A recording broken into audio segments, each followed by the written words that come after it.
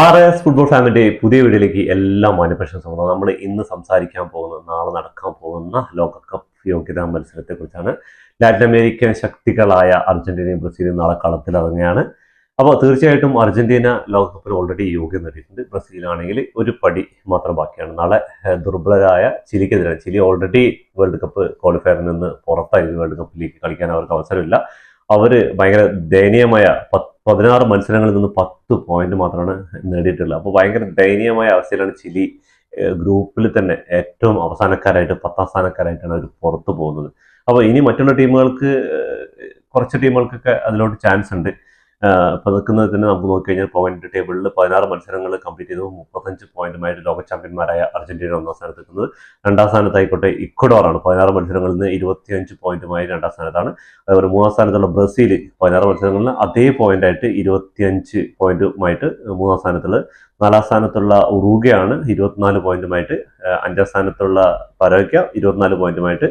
Colombia 22 പോയിന്റുമായിട്ട് ആറാം സ്ഥാനത്താണ്. Venezuela 18 പോയിന്റുമായിട്ട് 7ാം സ്ഥാനത്ത്. ബൊളീവിയ 17 പോയിന്റുമായിട്ട് 8ാം സ്ഥാനത്ത്. പെറു 12 പോയിന്റുമായിട്ട് 9ാം സ്ഥാനത്ത്. അപ്പോൾ ഈ 8ഉം 9ഉം 10ഉം സ്ഥാനക്കാരുടെ നില ഭയങ്കര പരിതാപകരത്തിലാണ്.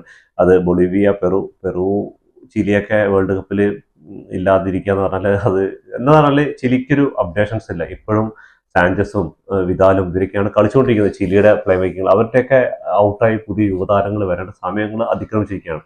അതേപോലെ തന്നെ നമുക്ക് നോക്കിക്കഴിഞ്ഞാൽ അർജന്റീനയുടെ കാര്യം നോക്കിക്കഴിഞ്ഞാൽ അർജന്റീനയ്ക്ക് നാളത്തെ മത്സരം വേൾഡ് കപ്പ് ഒരു ഫ്രണ്ട്ലി മാച്ച് പോലെയാണ് നാളത്തെ വെനസ്വേലയായിട്ടുള്ള മത്സരം. അർജന്റീനയുടെ ഹോം ഗ്രൗണ്ടിലാണ് കളി നടക്കാൻ പോകുന്നത്.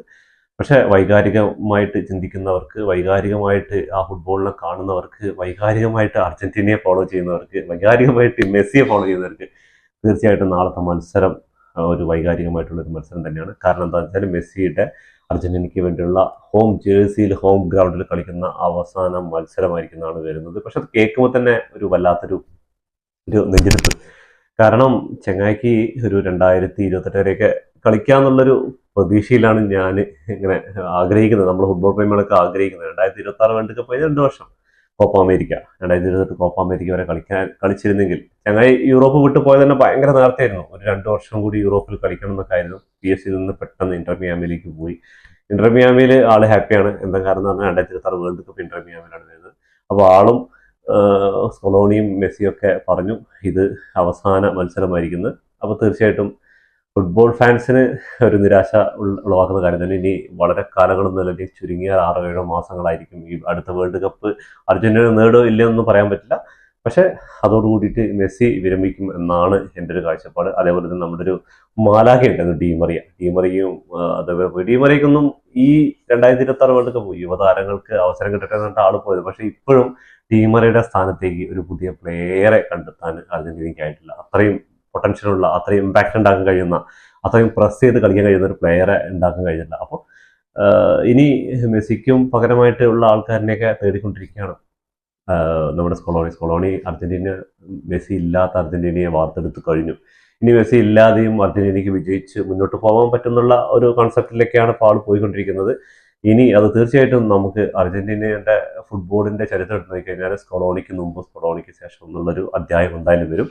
അങ്ങനെ കിട്ടാക്കഞ്ഞയിൽ നിന്ന ഒരുപാട് ട്രോഫികൾ നമുക്ക് കോപ്പ അമേരിക്ക ആയിക്കോട്ടെ, ഫൈനലിസ്റ്റിനായിക്കോട്ടെ, വേൾഡ് കപ്പ് അർജന്റീനക്കാരൊക്കെ ഒരുപാട് വായിട്ട് വാങ്ങിയ ആ ഒരു വേൾഡ് കപ്പ് സ്വന്തമാക്കി. മെസ്സിക്ക് ഇന്റർനാഷണൽ ട്രോഫികളില്ല, അതേപോലെ വേൾഡ് കപ്പ് ഇല്ല എന്ന് പറഞ്ഞിട്ട് വേൾഡ് കപ്പ് എടുത്താലേ പൂർണ്ണമാവുള്ളൂ എന്ന് പറഞ്ഞ അവർക്കുള്ള ഒരു ചുട്ട മറുപടി ആയിട്ടാണ് സ്കൊളോണി വന്നതിന് ശേഷം. എന്താ പറയുക, ഫൈനലുകളിലേക്കാണ് കുറേ തോൽവികൾ. കോപ്പ അമേരിക്ക 2-3 ഫൈനലുകൾ, വേൾഡ് കപ്പ് ഫൈനല് ഒക്കെ തോറ്റ് അവസാനം നമ്മൾ ആ സ്വപ്നങ്ങളെല്ലാം സ്വന്തമാക്കി. ഇനി 2026 വേൾഡ് കപ്പിൽ ഫ്രീ ആയിട്ട് കളിക്കാം. അമേരിക്കയിലാണ്. അപ്പോൾ അത് ഇനി ബാക്കി. അപ്പോൾ നമുക്ക് നാളത്തെ ആദ്യം തന്നെ അർജന്റീനയുടെ സ്റ്റാർട്ടിംഗ് ലെവലിലേക്ക് ഒന്ന് കിടക്കുകയാണെങ്കിൽ നമുക്ക് അറിയാം അർജന്റീന എങ്ങനെയായിരിക്കും കളിക്കാൻ പോകുന്നത് നാളെ.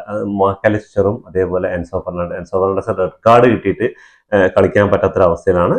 അതേപോലെ മാക്കലിസ്റ്റർ ഫ്ലൈറ്റ് ഡിലേ ആയതുകൊണ്ട് ആൾക്ക് ഫസ്റ്റ് ട്രെയിനിങ് സെഷനിൽ ഇറങ്ങാൻ പറ്റില്ല. സെക്കൻഡ് ട്രെയിനിങ് സെഷൻ എടുക്കും. പക്ഷെ ആള് ഫസ്റ്റ് 11 ഉണ്ടാവും, അതോ സെക്കൻഡ് ഹാഫിലായിരിക്കും ഇറങ്ങാമെന്നൊന്നും പറയാൻ പറ്റില്ല. നമുക്കത് കത്തിരുന്നതാണ്. എന്തായാലും എൻസോ ഫെർണാണ്ടസ് ഇല്ല.